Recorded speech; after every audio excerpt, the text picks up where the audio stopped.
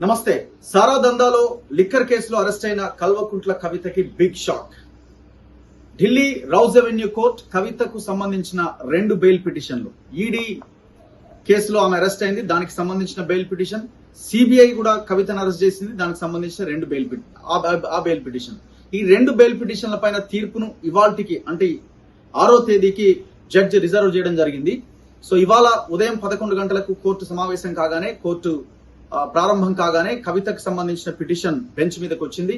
ఈ పిటిషన్ పైన already arguments complete అయిపోయినాయి కాబట్టి Kaveri Baweja, Rouse Avenue court ప్రత్యేక న్యాయమూర్తి కావేరీ బవేజా తీర్పును వెలువరించారు.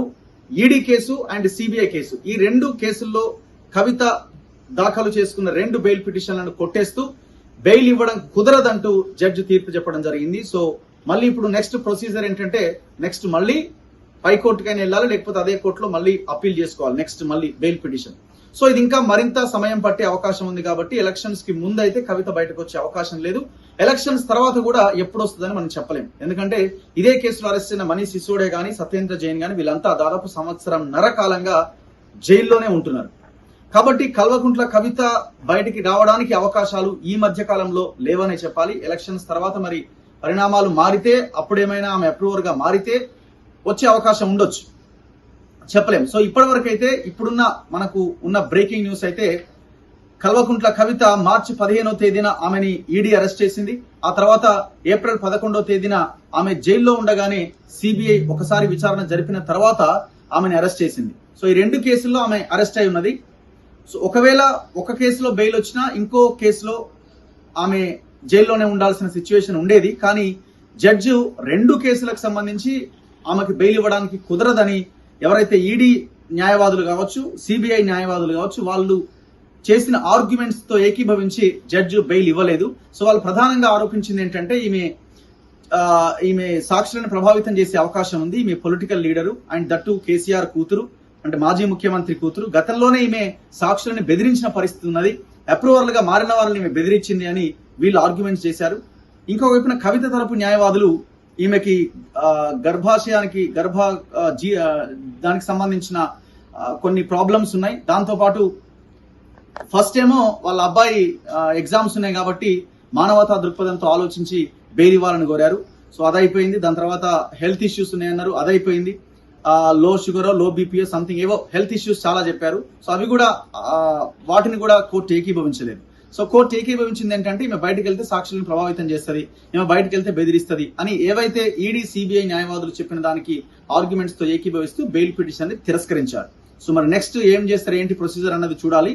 సో ఈ వారం రోజుల సమయం ఉన్న ఈ పరిస్థితుల్లో, ఎలక్షన్స్ ఉన్న ఈ టైంలో ఇది ఒక బిగ్ షాక్ గా చెప్పాలి. ఇవాళ బెయిల్ వచ్చే అవకాశం ఉంటుందేమో అని కొంతమంది అనుకున్నారు, బట్ అంత ఈజీ కాదు. సో మనలాంటి వాళ్ళ ముందు నుంచి చెప్తా ఉన్నాం. సో ఇప్పట్లో బెయిల్ వచ్చే అవకాశం లేదు. చాలా సీరియస్ కేసు ఇది. ఈమె టోటల్ గా ఈ సారా దందాలో, లిక్కర్ కేసులో టోటల్ గా ఇరుక్కుపోయి ఉన్నది. ఈ 100 కోట్లకు సంబంధించిన లెక్కలో ఆమెకి ట్రాన్సాక్షన్స్ ఉన్నాయి. ఈడీ గానీ, సిబిఐ గానీ ఆమె ఇన్వెస్టిగేట్ చేసే టైంలో అన్ని ఆధారాలు ముందు పెట్టి ఆమెను ఎంక్వైరీ చేశారు. అండ్ దట్టు ఆమె పర్సనల్ ఆడిటర్ గా ఉన్న బుచ్చిబాబు గానీ, ఆమె బినామీ అయిన అభిషేక్ బోయినపల్లి గానీ, మరో బినామీ అయిన అరుణ్ రామచంద్ర పిల్లయ్య గానీ వీళ్ళంతా వాంగ్మూలాలు ఇచ్చారు. Including Sharath Chandrareddy, Aurobindo pharma director, వీళ్ళంతా అప్రూవర్లుగా మారి, సో ఈమె కింగ్ పిన్, ఈమె క్వీన్ పిన్, ఈమె టోటల్ చేసింది. ఈమె ఈ దందాలో టోటల్ కీలక భాగస్వామి ఈమెనే. కేజ్రీవాల్ ఈమెనే మొత్తం వ్యవహారం అంతా నడిపించారు. ఈ ట్రాన్సాక్షన్స్, మనీ ఇవన్నీ కూడా ఈమెనే. అండ్ దాంతో పాటుగా ఈమె మేనల్లుడు ఇండో స్పిరిట్స్ లో ఎంప్లాయీగా ఉన్నాడు. ఇదంతా కూడా ఒక చైన్, ఇదంతా ఒక ఇదిలాగా తయారై ఢిల్లీలో లిక్కర్ పాలసీని అమలు చేశారు అని ఈడీ గానీ, సిబిఐ గానీ టోటల్ ఎవిడెన్స్ అంతా కోర్టు ముందు పెట్టడం జరిగింది. కాబట్టి ఇప్పట్లో ఆమె బయటకు వచ్చే అవకాశం అయితే లేదు. ఒకవేళ రాబోయే రోజుల్లో పొలిటికల్ గా ఈక్వేషన్స్ ఏమన్నా మారితే, ఇవన్నీ ఒకవేళ ఉంటే ఏమైనా అవకాశం ఉంటే ఉండొచ్చేమో చెప్పలేం. కానీ కేసులో అయితే ఈమె అడ్డంగా ఇరుక్కుపోయింది, తప్పు చేసింది. ఈ తప్పు చేసిందని చెప్పడానికి ఇంకొక ప్రధానమైన కారణం ఏంటంటే, ఇవన్నీ టెక్నికల్ అంశాలు పక్కన పెడితే, కేసీఆర్ ఇంతవరకు కన్న కూతురిని ఢిల్లీకి పోయి అసలు ఎట్లున్నవమ్మా అని పలకరించిన పాపాన ఇంతవరకు పోలేదు. అది సరే, ఆయనకి ఏదో హెల్త్ బాగాలేదు, పోలేదు అనుకుందాం. బస్సు యాత్ర చేస్తున్నాడు, మరి ఆడికెందుకు పోలే, సరే అది కూడా అనుకుందాం. సరే ఢిల్లీ కదా, దూరం కదా, పోలేదు అనుకుందాం. కనీసము నిజామాబాద్ లో గానీ, ఆమె గతంలో ఎంపీగా పోటీ చేసిన నిజామాబాద్ స్థానంలో గానీ, నిన్న జగిత్యాలలో సభ జరిగింది, అక్కడ గానీ ఎక్కడ గానీ కనీసం కవిత పేరును ప్రస్తావించకపోగా బ్యానర్లలో కూడా పెద్దగా ఆమె ఫోటోను చూపించట్లే. కారణం ఏంటంటే ఆమె ఫోటో చూపిస్తే ఈ సారాదందా అంతా మొత్తం మళ్ళా జనాలు గుర్తు చేసుకుంటారు. సో ఉన్నది కూడా పోతుంది, డ్యామేజ్ అవుతుందని వాళ్ళు నమ్ముతున్నారు. అంటే సొంత తండ్రే ఇప్పుడు ఆయన ఎవరు కేటీఆర్ కూడా అన్ననే ఎప్పుడో పోయొచ్చిండు 15-20 రోజుల కింద, మళ్ళీ పోయింది లేదు. హరీష్ రావు అయితే అసలు ఆ విషయాన్ని పట్టించుకుంటలేడు. సో ఎంత సైలెంట్ గా ఉంటే ప్రజలు కూడా అంత సైలెంట్ గా అసలు ఏం లేనట్టుగా, అసలు ఆమె కవితవరో తెలియనట్టుగా అది అయిపోతుంది, మైండ్ లోంచి తీసేసినట్టు అవుతుంది అన్న కోణంలో బీఆర్ఎస్ ఆలోచిస్తుంది. అంటేనే ఇక్కడ ఈమె అడ్డంగా ఇరుక్కపోయింది, ఇది మొత్తం ప్రజల్లోకి వెళ్ళింది, పూర్తిగా పార్టీని డ్యామేజ్ చేసిందని వాళ్ళే నమ్ముతున్నారు. సో మొత్తానికైతే రౌజ్ అవెన్యూ కోర్టు ప్రత్యేక న్యాయమూర్తి కావేరి బవేజా ఆమె బెయిల్ పిటిషన్ ని తిరస్కరించారు.